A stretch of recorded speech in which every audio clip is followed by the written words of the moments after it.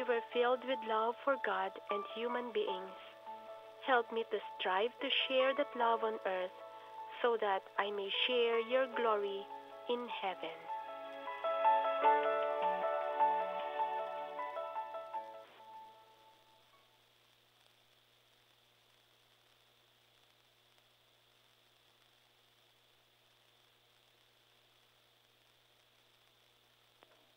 Go ahead, bro.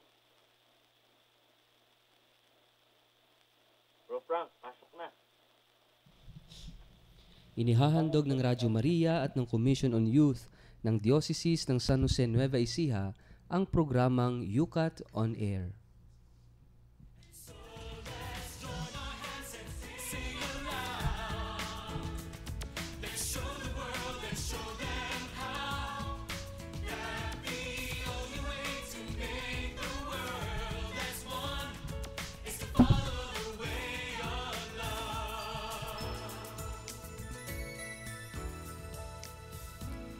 Maligayang pakikinig po sa inyong lahat. Ito po muli ang programang Yucat on Air na sumasahing papawid mula dito sa Commission on Social Communications ng Diocese ng San Jose Nueva Ecija at inyo pong napakikinggan live sa 99.7 FM Tarlac, 101.5 FM Cagayan at 102.1 FM Isabela. Tayo rin po ay napapanood via live streaming sa www.dioceseofsanjose.org at syempre sa tambayan ng mga kabataan sa ating Facebook account sa Yucat Study Group at facebook.com. Ito pong muli ang inyong Kuya Richard, ang inyong kayukat ngayong oras na ito at kasama pa rin natin sa programang ito si Kuya Manny po ulit. At meron tayong mga kasama ngayon, Kuya Manny, no? At nakakatuwa, mga bagong luma. Pero I think na nakasama na rin natin sila sa nakaraang mga program. First time ata ito, ano? So hayaan na po nating magpakilala sila ng kanilang mga sarili. Ako po si Ate Jane. Si Ate Jane ay youth po ng St. John the Evangelist. Pahari sa Gimba, Sa okay? Gimba. Okay, yung susunod nating guest. Sindanum. Kowa sa St. John the Evangelist. Sa Gimba rin. Kowa yung Night of the Altar sa Kristan. No? At ito, hindi ko alam kung nakasama na natin itong isang guest natin ngayon. Artistahin to pa. Artistahin ba? Talagang pinangangalagaan ng katedral yan. Sige brother, pakilala ka na. So, ako nga pala si Kuya Charles, ang seminarista ng katedral ng San Jose at COA at PYM ng ating katedral. Ang dami mo involvement. Saan ka nag-aaral as a seminarian brother? Saan ka nag-aaral? Nag-aaral ako sa Tarlac, sa Radio Peace College Seminary at third year philosophy student na. Ang galing, ano? Kung saan nasa Tarlac yung himpilan ng Radyo Maria. Brother, ikaw ba nakasama na rin dito before sa programang Yucat on Air? Ay, oo. Pangatlong beses ko na. Pangatlong beses na ba ito? Sa dami ba naman ng mga naging guests na natin, ano? Kasi ngayon ay sulit na ba? Hindi ba? 53 na tayo ngayon, no? Ibig sabihin, ang dami na natin. Oo, ang daming Fridays na. And then, talagang, actually, yung mga iba, medyo pag minsan absent tayo, may mga replace pa nga, di ba? Ibig sabihin, ang tagal-tagal na natin since last year. At hanggang ngayon, ay ang dami pa rin mga kabataang interesado makinig ng katesismo, no, ng mga kabataang Katoliko. At bago tayo tuluyang magpatuloy ng ating programa, tayo muna ay mananalangin. Tayo po ay gagabayan, tutulungan ni Brother Charles sa ating opening prayer.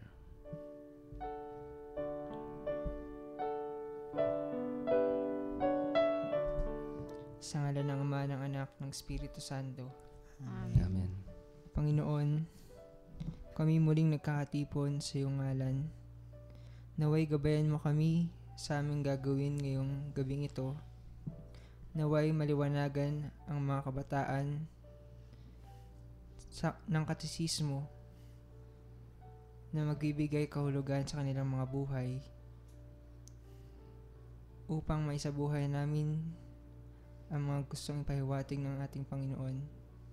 Ito iniling namin sa pangalan ni Jesus na aming Panginoon. Amen. Sa ngalan ng Ama, ng Anak, ng Espiritu Santo.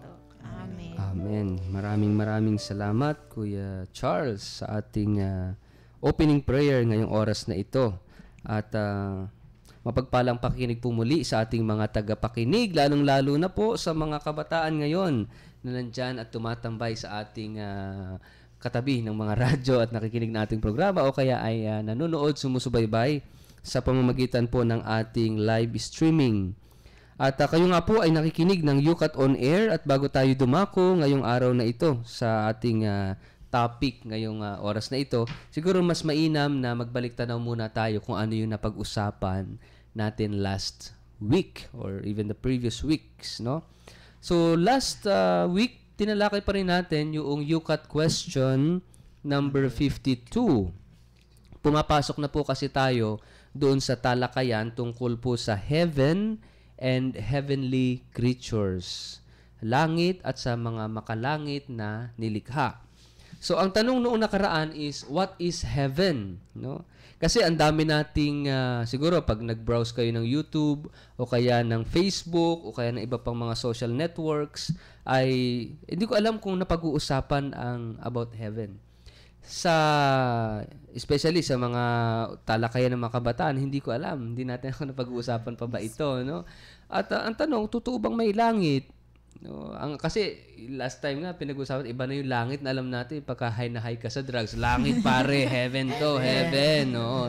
Parang si Brother Charles, parang nakaraan yata nito ay mahilig sa heaven, no, yung yun. Pero hindi ito yung heaven na pinag-uusapan natin, ano, kundi yung totoong langit na sinasabi sa ating pananampalataya.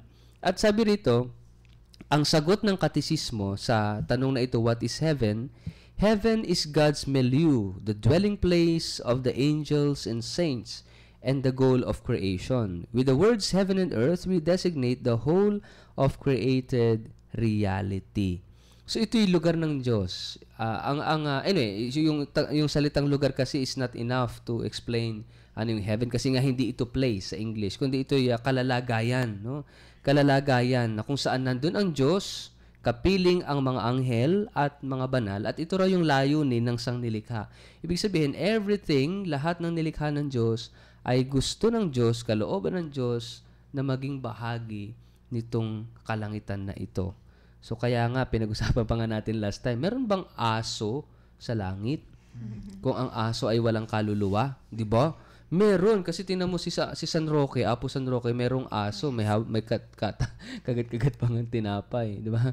San Pedro, di ba? May alagang manok. Rooster.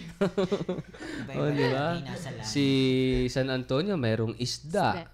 At itong pinakamatindi, si San Francisco, hindi lahat na. Lahat ng hayop, mga ibon. No? Anyway, ito'y joke pero totoo naman, no? Na sa lahat ng nilikha ng Diyos ay bahagi ng plano ng kaligtasan at lahat ay nais ng Diyos na makapiling tayong lahat, no? Maganda siguro mas mauunawaan natin yung langit kapag pumasok tayo dun sa susunod na discussion natin. Yung question number 53. Ang tanong naman dito, what is hell? Pero bago tayo dumako dyan, siguro mas magandang banggitin muna natin muli yung ating contact number, cellphone number, para po maging interactive yung ating talakayan ngayon. Kasi ang ganda-ganda ho ng kwentuhan natin. Sana lahat ng mga kabataan nakikinig, kahit hindi kabataan, welcome po kayo na makibahagi, makipag-talakayan sa atin o mag-share ng inyong mga reflections. At atin pong i-entertain niya ang mga text messages ninyo mamaya po sa ikalawang bahagi ng ating programa. Babasahin po ni Kuya Manny yung ating cellphone number. Ayan, i-ready nyo na po yung phone nyo. Ito na po yung number na pwede kayong mag-text. 0949-159-2309. Ulitin ko po. 0949-159-2309. Yun po. Ayan, thank you Kuya Manny sa ating sa pagbabasa mo ng ating cellphone number at mag-text na po kayo at babasahin po natin yan mamaya sa pagbabalik ng ating programa. So ngayon po ay darako na tayo sa UCAT question number 53. At yun nga ang tanong dito ay what is hell? Ano raw ang impyerno? At siguro pakinggan natin, babasahin sa atin ni Kuya Ninyo, ano yung sagot ng katisismo doon sa tanong na what is hell? Kuya Ninyo, pakibasa mo yung sagot ng UCAT. Number 53. What is hell? Our faith calls hell, the condition of final separation from God. Anyone who sees love clearly in the face of God and nevertheless does not want it decides freely to have this condition instead. Mhm. Jesus. Okay na doon muna tayo, no? Our faith calls hell the condition of final separation from God, the absolute no to love. Maganda to eh. Kasi very simple, very simplistic yung pagkakapaliwanag ng impyerno dito sa UCAT o sa Youth Catechism. Condition of final separation from God. Ibig sabihin, yung katekismo natin, itinuturo sa atin na ang impyerno pala ay yung paghihiwalay ng Diyos sa tao. Imagine, ano? Ibig sabihin yung heaven, makikita natin yung contradiction, the opposite, no? Yung heaven is like this. Pag-iisa ng Diyos at ng tao. Kasi ang hell is separation. Ang heaven is union. Diba? Pagkakaisa. So, at ito pa, sabi, the absolute no to love. Opposite ng heaven. And what is heaven? Kung heaven ay presence of God, and God is love, heaven is a presence of love. Simple logic. Diba? So, ibig sabihin, yung buhay sa langit ay buhay sa Diyos.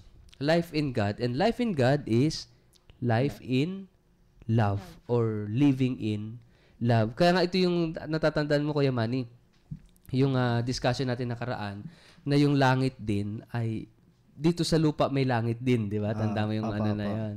Na kapag nagmamahal ka dito sa lupa, it is already a glimpse, yung patikim ng langit. Tsaka yung masaya ka, yung nasa state ka ng kasiyahan, feeling, yun na yung parang langit na dito sa lupa na alam mo na masaya ka, nakakapagpasaya ka, yun yung feeling na langit dito sa lupa eh. Yes. At yung nga sinabi natin na yung heaven and hell, pwedeng maranasan natin yan eh. Dito. Oo. Dito sa lupa. Halimbawa, yung kanina si Ate Jane may sinasabi na yung bang kapag ayaw mo yung taong kasama mo. Tama ba? Yung kinakwento mo kanina. Sabi mo, si Kuya Manny.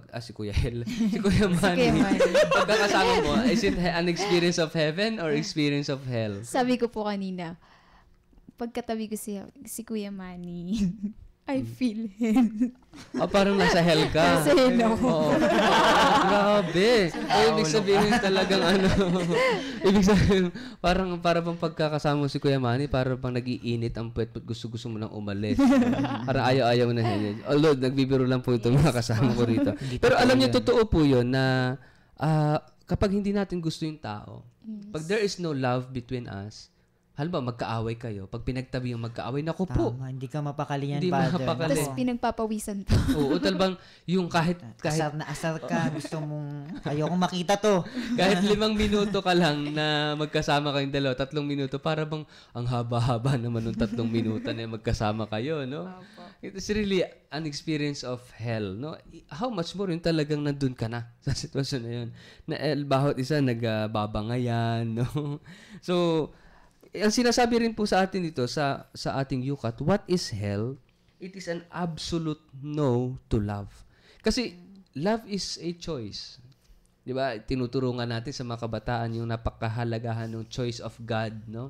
Yung pagpili sa Diyos na kahit kabataan ka pa lang, kahit bata ka pa, murang edad, pwede ka nang gumawa ng choice sa buhay mo. Yung to choose God. O halimbawa si Kuya Charles. Si Kuya Charles ay isang seminarista, pero mahalaga sa isang seminarista na ang una mong piliin ay hindi pagpapari. Hindi first choice yung pagpapari. Ako naging pari ako, pero priesthood is not my first choice. Nung una, oo siguro. Kaya pagka ginawa mong first choice mo yung pagpapari, you will do everything just for this choice. No? Kaya lang minsan, pag na-frustrate ka, ayun na. Kaya napakahalaga, Brother Charles, sa buhay mo na dapat ang first choice mo ay ang Diyos, hindi ang priesthood. Yes. Diba? Ikaw, paano mo bilang isang seminarista, paano mo masasabi o paano mo maisasabuhay yung choice of God mo every day? Masasabuhay ko yung choice of God ko everyday kung minamahal ko yung mga nakakasama ko sa araw-araw. Yung pagmamahal mo sa mga kasama mo. Mm. Isang konkretong isang konkretong halimbawa kasi sabi nga ni Jesus, 'di ba? Whatever you do to the least of my brothers, you do it unto me. Kapag ano yung ginawa mo sa kapwa mo, ginagawa natin kay Jesus. And it's very important, tama yun, Brother Charles, na yung you will recognize the face of Jesus sa mukha ng bawat isa ng kapwa. And it is a way, of a choice. Na everyday, pwede mo palang piliin ang Diyos sa pang-araw-araw na buhay mo. Like si Kuya Nino. Si Kuya Nino ay magaling po yung mag-basketball. Pero, pagpapipiliin, choice of God or choice of basketball? Diyos o basketball? Diyos po. Of course. Di ba? Number 1 palagi ang Diyos, no? At pangalawa or pangatlo, pang-apat lang yung basketball siguro. Yes po. Halimbawa, God or your girlfriend? Oh my God. Sige nga. God po ako kasi si God di po nawawala eh. Pero yung girlfriend Girlfriend nawawala. Parang ngayon, hindi mo makita yung girlfriend mo kung nasaan. Ang punto po natin dito, naku, baka mag-away ito pag-uwi. Nakikinig ba? Nakikinig ba ngayon? No? Ang punto po rito is, even you have a girlfriend, it should be clear, no? Na number 1 choice mo pa rin ay ang Diyos. Hindi naman sasabihin ng Diyos, hiwalay mo yung girlfriend mo. Even sa mag-asawa, mag-asawa na sila, napakahalaga pa rin that every day, bilang mag-asawa, they choose God. So, lahat ng mga choices natin, like yung pagpapari, pag-aasawa, pagiging simpleng laiko, simpleng nagtatrabaho, lahat dapat ng ginagawa is coming from this choice of God. At yung choice of God na yun is very clear sa ating discussion that the choice of God is a choice of love. You decide to love every day. Magmahal ka every day, in every moment, in every circumstance or circumstances, no? Lahat ng pagkakataon, it's either mahirap o madali, it's either a crisis situation or a happy situation. Although masaya ka, malungkot ka, you choose God. May problema ka, wala kang problema, you choose God, no? Ito po yung sinasabi kasi pag sinasabi mong pinili mo ang Diyos, pinili mong magmahal even in a difficult moment. No, even yung difficult moment na even dun sa mga time na unlovable moment, no, na you choose to love. Kasi sabi rito sa ating katekismo, hell is an absolute no to love. Halimbawa, ang dami-dami mo nang problema, you decided pa na wag magmahal. Oh my God. No? Ang hirap-hirap na nga ng buhay, galit pa yung pinairal mo. Oh my God, that is hell. Yes. No? Pero kahit mahirap ang buhay, ang dami mong problema, and yet you love, that is heaven. No? Kaya nga po, ito sinasabi. Siguro mas maganda pakinggan pa natin yung explanation pa sa ating UCAT. May magandang paliwanag ang ating UCAT tungkol doon sa ating topic ngayon. Pabasahin ni Ate Jane yung explanation ng UCAT. Jesus, who knows what hell is like, speaks about it as the outer darkness. Expressed in our terms, it is cold rather than hot. It is horrible to contemplate a condition of complete rigidity and hopeless isolation from everything that could bring aid, relief, joy, and consolation into one's life. Okay. Maganda siguro himay-himayin natin itong explanation dito, no? Meron kasi dito nga binanggit si Jesus sa Matthew chapter 8 verse 12. Sabi rito sa paliwanag, Jesus who knows what is hell is like speaks about it as the outer darkness. Outer darkness.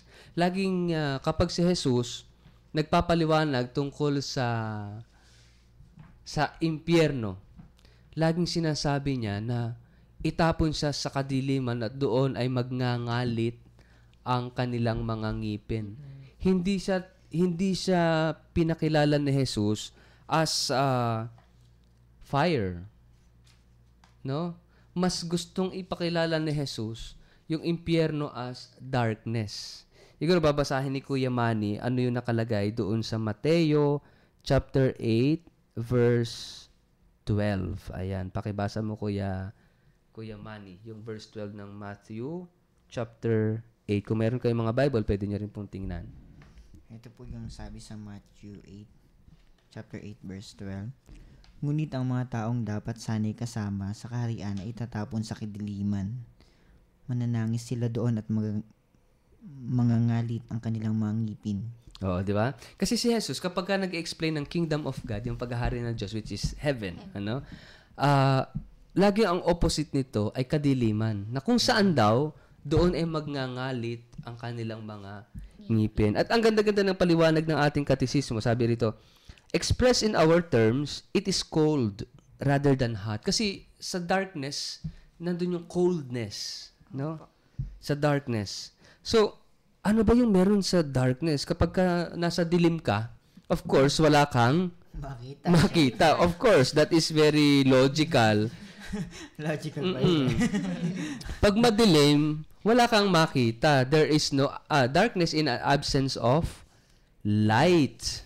At sabi ni St. John sa kanyang gospel, God is light. Sabi ni Jesus, I am the light of the world. Kaya nga binibigyan tayo ni Jesus ng mission, sabi niya, you are the salt of the earth and the light of the world. So, ibig sabihin, if hell is darkness and God is light, and darkness in absence of light, very very clear yung logic. Hell is an absence of God, of light, of love. Kaya nga ma-equate mo God, life, light, it pertains to the same thing. God. So if heaven is presence of God, if heaven is presence of light, if heaven is presence of love, hell is the absolute opposite. Di po ba? Ang ganda-ganda na, very simple explanation ng ating katisismo. Sabi rito, it is horrible to contemplate a condition of complete rigidity and hopeless isolation from everything that could bring aid, relief, joy, and consolation into one's life. Imagine mo yung buhay na wala kang makitang pag-asa. Yung buhay na wala kang makitang joy, relief, no? Consolation, puro desolation. No consolation at all. It's really hell, an experience of hell. Kaya siguro mamaya sa ating, mamaya titingnan natin din yan sa pag-share ng mga experiences. Babasahin din natin yung text messages ng ating mga texters, no? Siguro ano ba yung magandang iwan ng tanong natin sa inyo at sa ating mga tagapakinig? Kasi kung ang heaven and hell are not places, no, they are a state of being. Ibig sabihin yung hell, pwedeng maranasan natin sa mundong ito while we are still alive. Habang buhay pa tayo. Siguro yung question din, Father, nung naranasan mo yung hell sa buhay mo, ano siguro yung ginawa mong paraan para ma-turn sa heaven? To get out, no? To get out of that experience. Magandang ano yun. Oo. Yung maganda yun, yung ano mo muna yung experience of hell mo dito sa mundong ito. Kasi sabi natin, pwede palang maranasan dito sa lupa yung hell. Dito mamaya tatanungin natin itong mga kasama natin na guests ngayon, ano? Yung dumating na ba sa buhay mo na masasabi mong it's a hell or hellish experience? No? Madami. It's a hellish experience. Pero kahit isang experience lang siguro, no? Kahit isang experience lang, no, sasabi natin na hellish yung experience na yon. Or isang sitwasyon na napanood nyo sa TV, isang narinig mong kwento, na masasabi natin it's a hellish experience. No? At ito yung tingnan natin. At tingnan natin kung may personal tayong karanasan nito, hellish experience natin, paano tayo nakalabas dito sa ganitong karanasan na ito ng impyerno sa buhay na ito. No? So, if hell is an absence of God, if hell is an absence of light, if hell is an absence of love, ano tong mga possible experiences natin na ito na masasabi nating hellish? Mamaya po sa ating pagbabalik, ay ating pong pagkukwentuhan, pag-usapan ito, mga karanasang ito. At wag po kayong aalis. Sa pagbabalik natin, entertain din po natin ang ating mga texters, no? Yung mga ating gusto mag-share o magtanong ng tungkol sa ating topic ngayong oras na ito. Huwag po kayong aalis, sa ilang saglit ay magbabalik rin po kaagad ang ating programang Yukat on Air.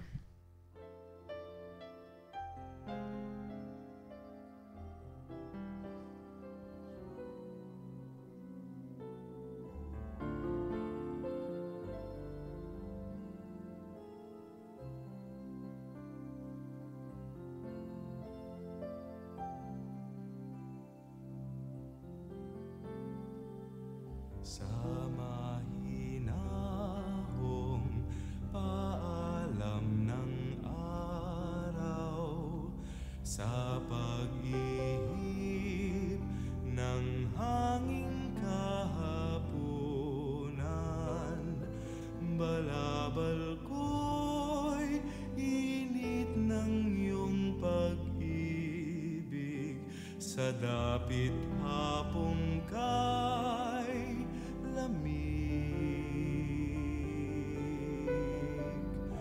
mga bituin kay agang magsigising, umaandap, mapaglaro man din. Iyong ngiti hatid nila sa akin, sa diwa ko't panalangin.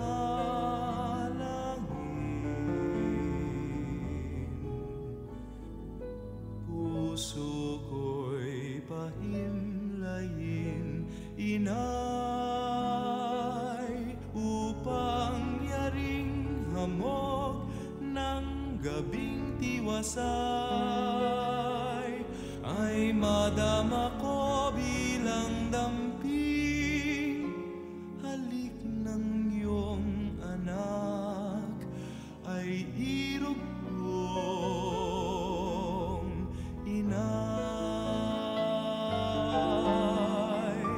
Sa palad mo itago aking palad, aking bakas sa inyong bakas ilapat, at iuwi sa tahanan kung dapat, sa piling ng inyong anak.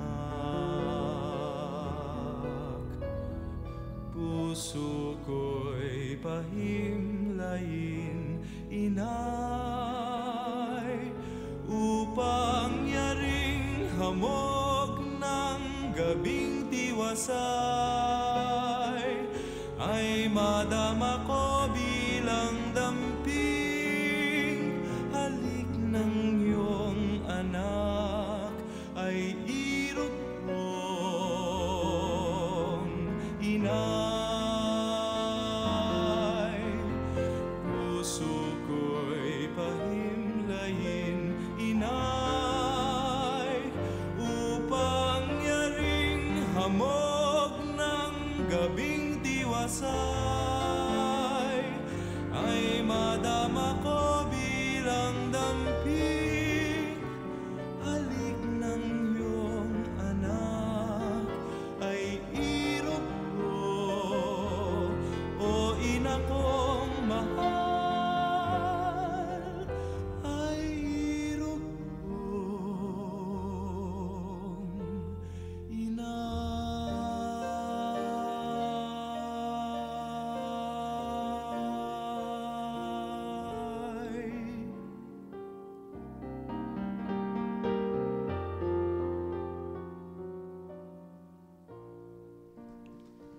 Nagbabalik po ang programang Yukat on Air. Ito pong muli ang inyong Kuya Richard. Kuya Manny. At Ate Jane. At Gueninyo. Kuya Charles. At kanina po pinag-uusapan natin ang topic about sa Yukat question number 53 about what is hell, ano nga ba ang impyerno.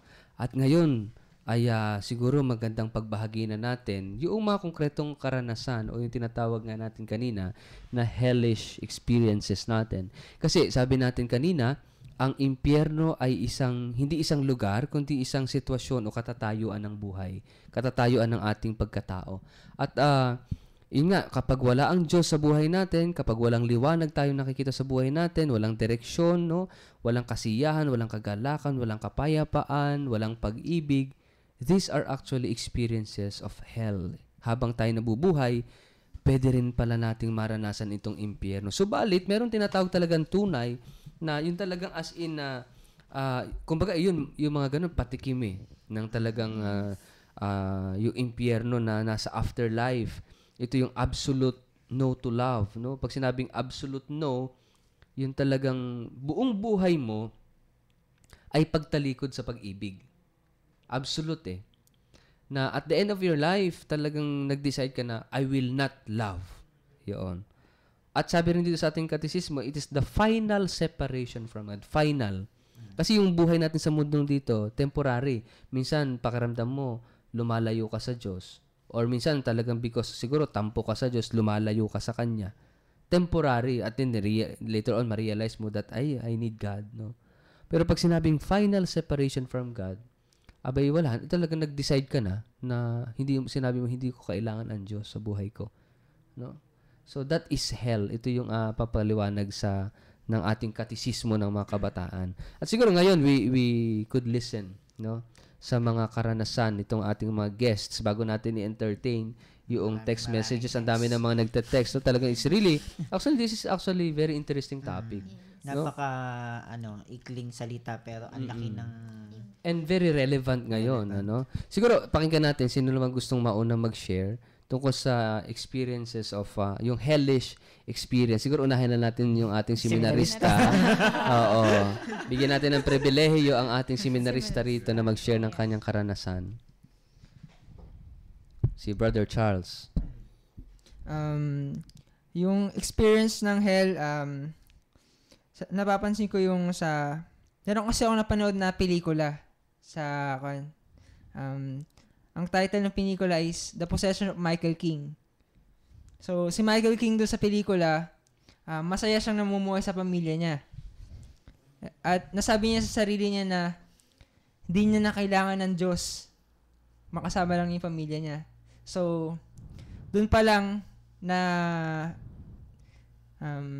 parang tinanggal na niya yung Diyos sa buhay niya. Parang noon pa lang magsisimula yung experience ng hell sa kanya. At yun nga ginawa ng Diyos, namatay yung asawa niya na sa isang aksidente. So, doon, biname niya si God, bakit yun nangyari sa asawa niya. At doon na nagsimula yung paghanap niya sa mga demonyo, ganun. Gusto niyang saniban siya ng mga demonyo na kasi gusto niyang ibalik yung asawa niya . So, ang tanging paraan lang daw nun para maibalik yung asawa niya ay magkonsya sa mga demonyo. So, ginawa niyang lahat, ginawa niyang paraan na para masaniban siya ng demonyo. At yun nga, may sumanib sa kanya mga demonyo. At ayun, marami siyang napinsala. Napinsala niya yung mga yung anak niya, yung kapatid nung asawa niya ay napatay niya rin. Pero bandang huli, nanaig pa rin yung pag-ibig sa puso ni Michael King. So, papatay niya na sana yung anak niya pero nanaig sa puso niya yung pagmamahal sa anak niya. At doon sa tingin ko, naliwanagan yung isip ni Michael King na meron dapat na pag-ibig na sa anak niya.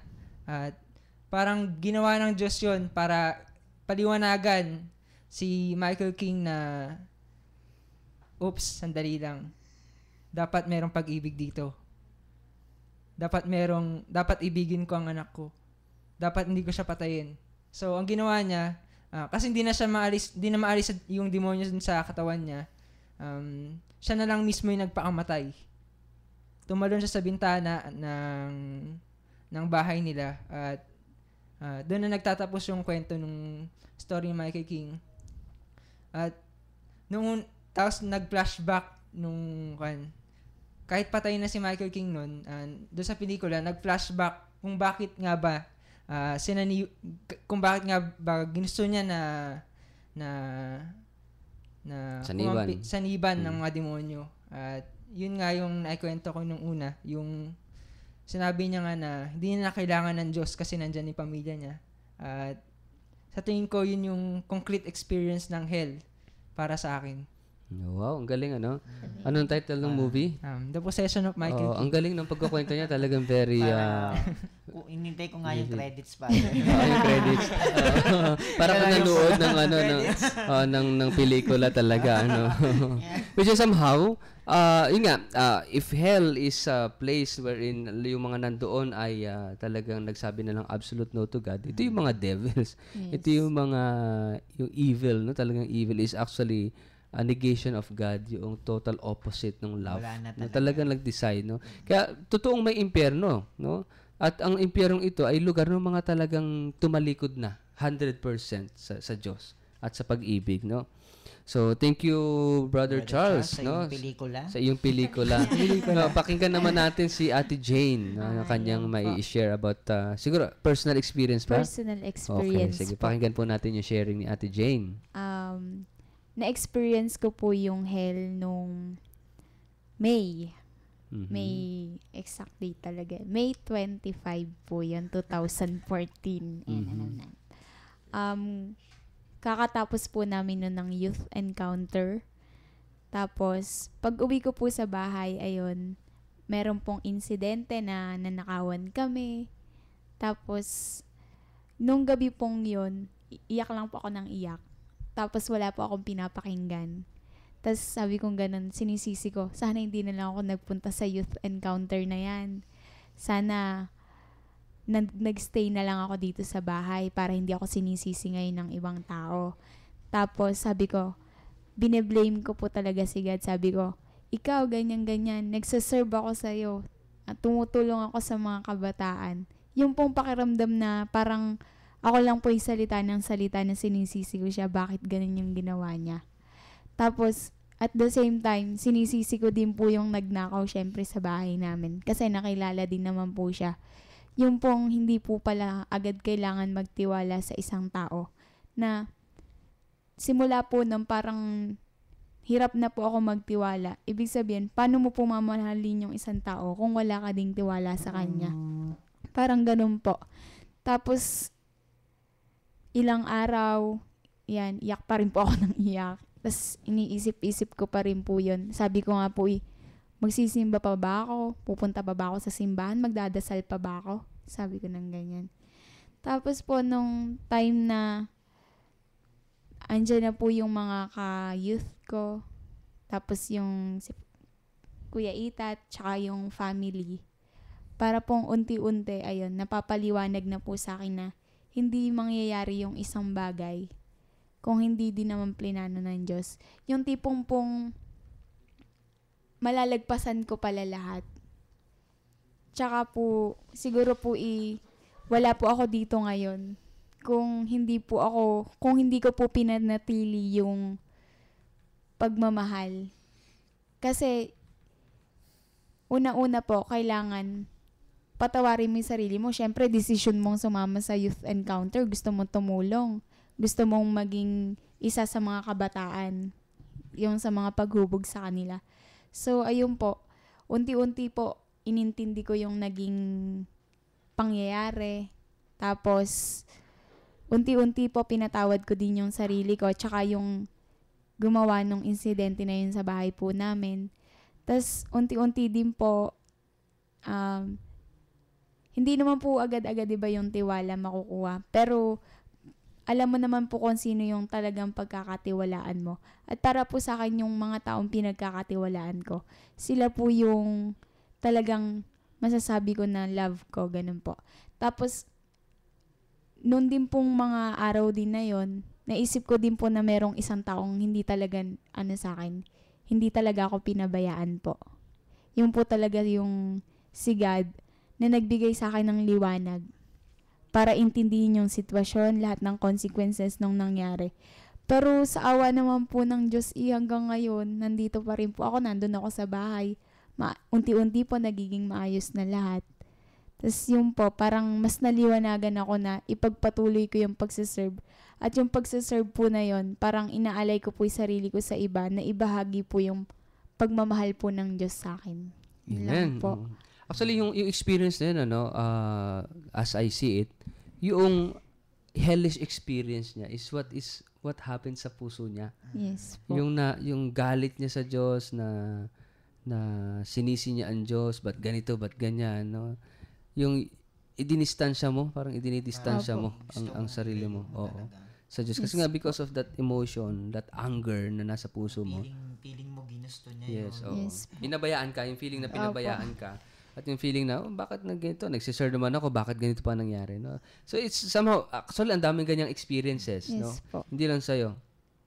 Si Kuya Man may gustong idagdag. Ako, Father, yung mga tao naman na dinadown ka.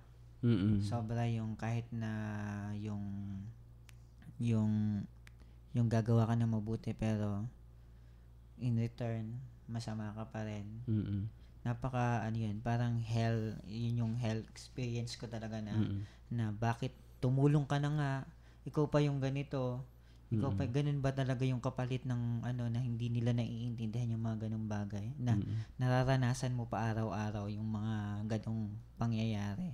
Sobrang, pero siyempre mas titingin mo pa rin yung lighter na hindi naman talaga yun yung Kasi ang affirmation is connected to love, 'di ba? Kaya affirmative love, it affirms yung magagandang ginagawa mo, no? Kaya pagka puro rejections ang natatanggap mo, actually sa hell daw kasi that is the life sa hell. Yes. They reject each other kaya darating ang time na it will vanish. Kasi they will destroy each other. Kasi there is no love, absence of love. So, darating ang time na ang hell talaga, it will vanish. Why? Because they will destroy each other. At malanatili lang talaga is heaven, which is life of love. Kasi sabi nga, love creates. So, heaven will expand and will expand and will expand because of the love ng mga nagpupunta. Of course, the presence of God and those people who decided to love also, di ba? So, napakahalaga. Siguro pakinggan naman natin yung kwento ni Kuya Ninyo. Sa akin naman po, personal experience ko po is, simula po kasi akong nag-try out sa Manila. Actually, 3 weeks na po ako. Abutin na po ako ng accept na lang po ng head coach sa Manila. And that day, bigla po ako nagkasakit. Hindi ko po alam, natigdas po daw pala. Kaya nun, tawag dun, parang na-postpone po yung pag-aaral ko dun sa Manila dahil doon. Kaya nung naisip ko po nun, sayang naman po, di ba? Isang araw na lang po talaga, dun na po talaga ako. Naisip ko po nun, sa dinami-rami pong tao, tas yung timing pa po nun, ako pa po yung nagkasakit ng ganun. Tapos sabi ko po, bakit naman po, nagsiserve po ako sa kanya, tapos ang biglang kapalit mas mabigat po pala. Kaya nung nag-suffer rin po ako lagi ko pong sinisisi God na bakit ganto talaga? Ang hirap-hirap ng ganto. Gusto ko na makaahon, sabi ko sa sarili ko. Kaya napag-isip-isip ko, bakit ako nandito ngayon sa mundo? Diba? Dahil din naman kay God. Kasi lahat ng mga plano niya may reason. Kaya sabi ni Ate Jane niya, maraming time para doon. Kaya nung naisip ko na habang may buhay may pag-asa. Kaya sabi ko sa sarili ko, kung di ko mamahalin si God, walang mangyayari sa akin. Kasi parehas kami magsiseparate. Parang mawawala yung faith ko sa Kanya. Kaya nung bumalik ako na naisip-isipan ko na mali pala ako. Na bawat decision ni God, bawat ginagawa niya sa ating buhay, may reason. May tamang oras para doon. Kaya ngayon, hinihintay na lang ako sa Manila para mag-signature sa kanilang Congratulations. Alam mo, yung experience is really both hell and heaven after, no? Yun nga, yung pakiramdam na ba't hindi nasusunod yung parang everything is Gusto mo, kontrolado mo kasi. kontrolado mo, pero it seems na yung mga nangyayari hindi nasusunod according to plan, no? Yung and then magtatampo, lalayo sa Diyos, no? Pero ang mahalaga doon, after that hellish experience, there is realization, reflection. Yun yung salvation doon eh. Yun yung maganda pa. Yun Hindi na natili sila sa hell. Yun yung yung about, ito yung nagagawa ng pananampalataya eh, no? How much more yung mga hindi kilala, yung walang hindi nananampalataya sa Diyos, no? Yung pagka nalagay sa ganoong sitwasyon, no? Kaya they really alienate themselves, inilalayo nila yung sarili sa Diyos. Siguro maganda at this moment, basahin din natin yung mga text messages natin, ang dami ho. Sabi rito ni 9600, sabi niya, kung ang Diyos ay nakatira sa langit, saan po nakatira ang demonyo? At kung hindi po lugar ang hell, saan po napupunta ang kaluluwa ng mga taong nagpapakamatay? Sabi natin, kasi once we die, yung spirit kasi hindi na siya time bound at hindi na siya wala na siya sa space and time. Ibig sabihin wala na sa lugar, wala na sa earth. Hindi kasi immaterial ang kaluluwa. So even God is spirit, no? At yung sabi natin, heaven is not a place but it is a state, no? Kalalagayan, sitwasyon. No, we do not understand it yet ngayon fully, no? Na sabi nila nasa kataas-taasan daw yung langit, sabi naman nasa kailalim ng lupa yung impyerno, pero by science alam naman natin wala naman impyerno sa ilalim ng lupa. Makita natin core, inner core, outer core, no? So wala naman talaga. Sa langit naman wala, endless naman yan. Makikita mo space, endless, timeless, no? Na walang katapusang kalawakan, no? Kaya dito, we will really know and understand kapag nandun tayo. But what we know now, ang alam natin ngayon ay ito ay sitwasyon, ito ay kalalagayan kung saan yung walang Diyos at merong Diyos. Ito yon. Saan daw nakatira ang demonyo? Nandun sa sitwasyon na yon. Kaya yung tanong, hindi nakatira. Kasi pag sinabi ng tirahan, no? Nanatili na, no? At saka lugar yun eh. Yung lugar yung tirahan, ano? So, hayaan nyo po at pagka nakarating si Ate Jane doon, kung saan man, pagbalik niya, ite-text niya sa inyo. Sabi naman po ni 3709, dahil nang nabuhay na tayo sa mundong ito, dala na natin ang passport ng impyerno dahil kay Eva at Adan. Ngunit andyan ang Diyos para makuha ang passport ng langit at tayo ay ililigtas niya kung tayo ay magpapakatotoo sa Kanya. Share, Angela Fagoton. Gusto ko yung passport pa. From Nagasikan, Santiago City. Hello. Gusto ko yung passport. Pero dahil yung passport, meron pa ring visa na kailangan i-accept. Yes, oo. Pero yung ako, actually, sa totoo lang, gustong-gusto ko yan palagi. Ako, ang passport sa heaven ay love. Yun nga yung visa, brother. Oo. Ang visa ay yung mga gagawin natin dito. Oo. Hindi pwedeng ang visa yung love. Ang passport yung others. Yes. Kasi yung love dapat maging concrete, no? Yung pagmamahal mo sa kapwa. Ito, sabi ulit ni Angela, bakit po yung ibang tao hindi makapag-focus kay God? Ganun talaga kapatid. Maraming disturbances kasi ang mundo ang daming ino-offer. Magpakasikat, material things, pera, power, ganito. So maraming temptations. Sabi naman ni Father Harold ng Tarlac, kala mo, Father, hindi kita kilala, ha? Father H ka pa, ha?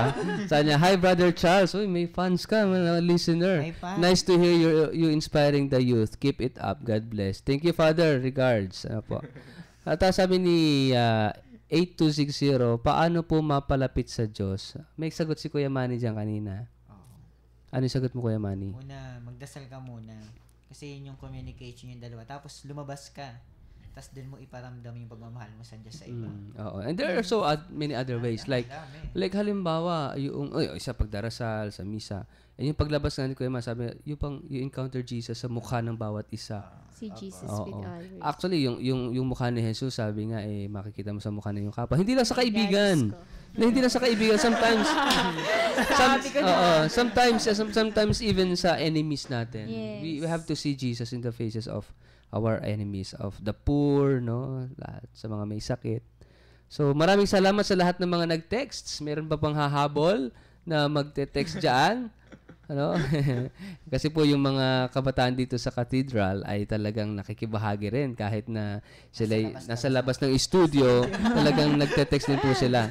Salamat po yung mga texter natin from Santiago, Isabela, even from Cagayan, and other parts ng ating na nararating ng ating programa. Maraming salamat po. Mamaya po sa ating pagbabalik, bibigyan po natin ng paglalagom itong ating pinag-usapan. No? Ay, may nag-text pang pahabol. Ito raw po. Hello, good evening po. Totoo po bang may hell? Bakit po sabi po ng karamihan, ang mga taong namatay na makasalanan ay napupunta sa impyerno? Ito po ba ay totoo? At totoo rin po bang may nakarating na doon? Thank you po. Oo, wala pa hong nakarating sa impyerno na nabuhay ulit. Kaya kalokohang malaki ho. Sino ba? Anong pangalan ba nun? Anong pangalan ba nun? Paul. Ha? Paul ata. Angelica Sembrano. Yun, si Angelica Sembrano. Nakarating na raw sa impyerno. Tapos, nandun daw kung sino-sino Santo Papa daw nakita niya doon. Pati raw si Pope John Paul II nandun daw sa impyerno. Wow. Isa hong malaking kasinungalingan yun. Dahil once you are there, you cannot get out. No? Yes. Ngayon, nararanasan niya ngayon mismo yun, Father. Yung kanyang hell. Pagsasabi niya na yan. So, mamaya po sa pagbabalik natin, ay bibigyan natin ng paglalagom itong ating napag-usapan sa halos isang oras sa kwento at talakayan tungkol sa katesismo ng mga kabataan. Huwag po kayong aalis, sa ilang saglit magbabalik rin kaagad ang ating programang Yukat on Air. The Jesuit poet Gerald Manley Hopkins wrote, "The world is charged with the grandeur of God." Perhaps in one of his many thoughtful moments, he had this profound sense of how this world in which we live and move and have our being flames out, shines like foil that is shaken against the light. And like the ooze of oil, this world gathers to a greatness.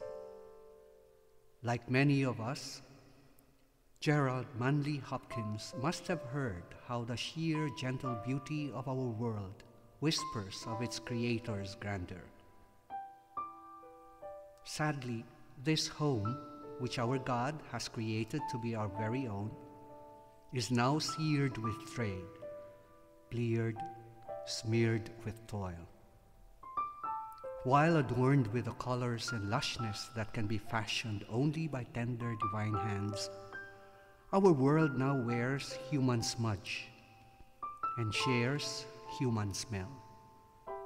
The smudge and smell of all but barren soil, of bewildering abuse, of disease and pain and strife.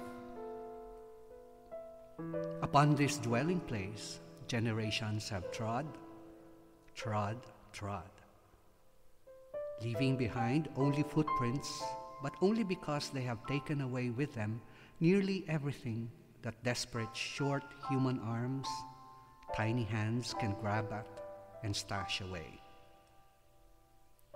It may be hard to believe, but it is true. God's grandeur still persists in all its gentleness. His grandeur still fills the world. It is never obliterated, never vanquished. Indeed, this is possible only because the Lord Himself lives in this dwelling place He has wonderfully and fearfully made. And because of this, there still lives the dearest freshness deep down things. God's beauty springs forth in the world. Like a patient father, like a comforting mother, our God warmly broods over us. with warm breast, and with bright wings. Nagbabalik po ang programang Yukat On Air. Ito pong muli ang inyong Kuya Richard. Ate Jane. Kuya Ninyo. Kuya Charles. At dumarako na po tayo sa pagtatapos sa ating programa. At kanina po, sa halos 1 oras sa kwentuhan at talakayan tungkol sa katisismo ng mga kabataang Katoliko, ay pinag-usapan po natin ang Yukat question number 53 na tumutukoy sa tanong na what is hell o ano ba ang impyerno. At sabi po ng ating katisismo, our faith calls hell the condition of final separation from God. Ito yung paglalayo ng Diyos at ng tao, and the absolute no to love. So ito sa impyerno, ang buhay doon ay walang pag-ibig at puro galit, inggit, siraan, bangayan, no? Sabi nga doon sa ebanghelyo ni San Mateo ayon kay Jesus, ito ay isang kadiliman, absence of light, absence of love, absence of God, no? At doon ay mayroong pagngangalit ng ngipin. Di ba? Pag nagngangalit tayo ng ngipin, there is so much pain. No, pag yung ikaw ay yung halimbawang napakasakit halimbawa, 'di ba? Yung napakasakit ng buto mo o kaya nasugatan, talagang nagngangalit yung ngipin mo, talagang there's so much pain there, no? Bitterness, no? At ganoon din pagka may galit ka sa puso mo, talagang yun yung pagngangalit ng ngipin. So this is actually a total absence of God in our life. At posibleng mangyari yun. Posibleng maranasan natin yung impyerno kahit na tayo ay nabubuhay pa dito sa mundo. However, yung hell as a condition, as a situation, no, state of life, state of being, ay meron talaga after life dito sa buhay na ito. At nandun nga yung mga kaluluwa, mga sabi nga ay fallen angels, no, na kung saan talagang totally tumalikod sa Diyos. Totally na nagsabi at nagdesisyon that I will not love. I will not serve. I will not obey. I will not follow the Lord. I will not follow God, no? So ito yung pinag-usapan po natin sa halos na 1 oras na kwento at talakayan ng katisismo.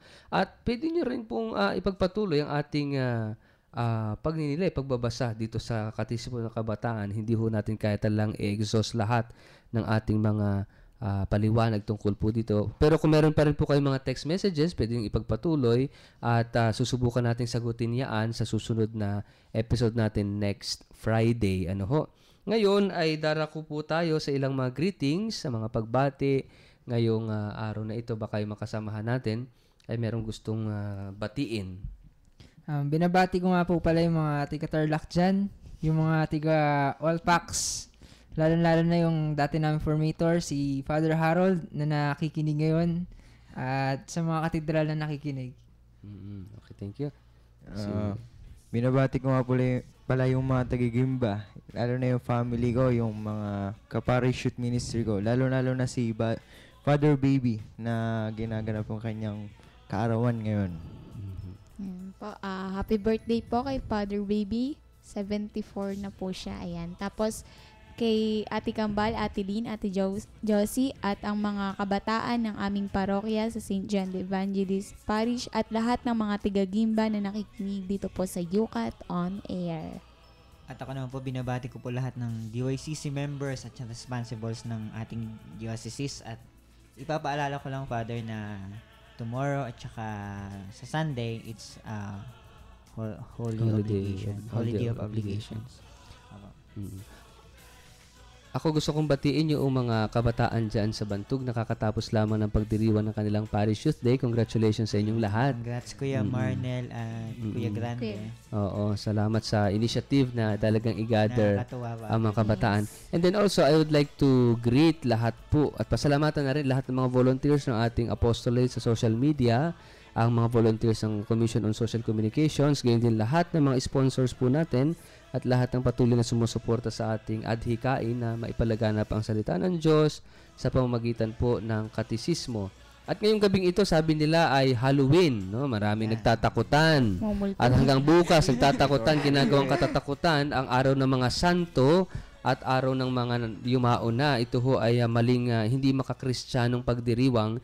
Kaya nga po dinidiscourage natin yung mga Halloween parties, no? At pinapalitan natin ito ng mga Parade of the Saints, Bukas po no? may parade. Oo, lamang mga parokya na maggagawa ng Parade of the Saints. Kasi hindi ho dapat katakutan ang kamatayan, hindi dapat katakutan ito, kundi ito'y dapat ipagdiwang. Kaya nga ito'y piyesta actually sa ating simbahan bukas, no? Hindi ng mga patay bukas pa. Oo, mga santo, lahat ng mga santo at lahat ng namatay na nandun sa langit. Yun ang pinagdiriwang. Yung November 1 ay All Saints. Ibig sabihin, lahat ng namatay na nandun sa langit. Yung November 2, All Souls Day, ito yung mga namatay na maaaring wala pa sa langit, pero nandun sa purgatory at nililinis, inihanda para sa pagpasok sa kalangitan. Kaya nga ho tayo mayroong All Souls Day, araw ng mga namatay na. Hindi ho ito gagawin magsusuot ka ng costume na bungo, mangkukulam. Hindi ho ito pagdiriwang ng mga mangkukulam at mga mukhang bungo. Ito ho pagdiriwang ng mga banal at mga yumao na. Kaya nga ho sana gawin nating makahulugan ng ating undas ang ating pagdiriwang. So maraming salamat po sa inyong patuloy na pakikinig at pagsubaybay. Tapusin po natin ang ating programa sa pamamagitan ng isang panalangin. Sa ngalan ng Ama, ng Anak at ng Espiritu Santo. Amen. Diyos namin mapagmahal at mapagkalinga, muli na naman kaming nagnilay, nagkwentuhan at nagtalakayan tungkol sa pananampalataya namin. Naniniwala kami na kung may langit, meron ding impyerno. Kaya aming Ama, humihingi kami sa iyo ng napakaraming biyaya upang aming maiwasan na kami ay malayo nawa sa impyerno at sa iba't ibang mukha at larawan ng impyerno sa buhay na ito. Nawa, aming Ama, sa pamamagitan ng iyong biyaya at pagtutubos, pagliligtas ng aming Panginoong si Jesucristo, kaming lahat ay akayin mo pabalik sa iyo. Aming Ama, huwag mo pong pababayaan ng maraming kabataan na naliligaw ng landas at kasalukuyan nakakaranas ng impyerno sa buhay nila. Kung paano mong tinubos ang bawat isa sa amin, kung paano ipinadarama ang pagmamahal sa amin, ipadama mo rin aming Ama ang iyong pagmamahal sa kanila, lalong-lalo na ang mga kabataan na naliligaw ng landas at hindi nararanasan ang pagmamahal, ang konkretong pagmamahal ng kanilang mga magulang at mga kaibigan. Ipadama mo po sa kanila, Ama, ang iyong pagmamahal, ang init ng iyong pagmamahal. Ang lahat po ng ito ay aming isinasamo at idinadalangin sa pangalan ni Jesus na aming kapatid, aming kabarkada, aming kaibigan, kasama po ng Espiritu Santo na patuloy na gumagabay sa amin at nabubuhay, naghahari, magpasawalang hanggan. Amen. Sa ngalan ng Ama, ng Anak at ng Espiritu Santo. Amen. Amen. Ngayon po ay magpapaalam na kami. Unahan po ni Kuya Manny ang... Ayan.